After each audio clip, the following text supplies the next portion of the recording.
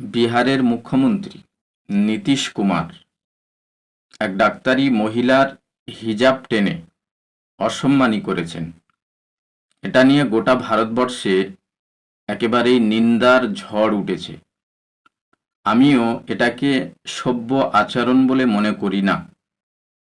তো আপনাদেরকে আজকে দেখাবো এই বিষয়টা নিয়ে বলিউডের খান সাহেব তিনি কি বলেছেন আপনাদেরকে শোনাবো, আপনারা শুনুন। नीतीश कुमार जी, मैं आज किसी धर्म की तरफदारी करने नहीं आया हूँ। मैं आज एक औरत की इज्जत की बात करने आया हूँ।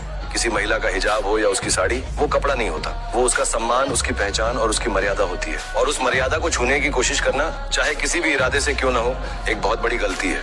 अगर वो महिला मुसलमान न भी होती, तब भी मैं उतनी ही मजबूती से आपके खिलाफ खड़ा होता। क्योंकि सवाल धर्म का नहीं, सवाल उस सोच का है जो एक औरत की इज्जत को हल्के में लेती है। मैं जानता हूँ कि एक महिला का सम्मान क्या होता है, और जो इसे नहीं समझता उसे कोई कुर्सी, कोई पद, कोई ताकत नहीं बचा सकती। अभी भी वक्त है नीतीश कुमार जी, खुले दिल से खुले मंच से माफी मांग लीजिए।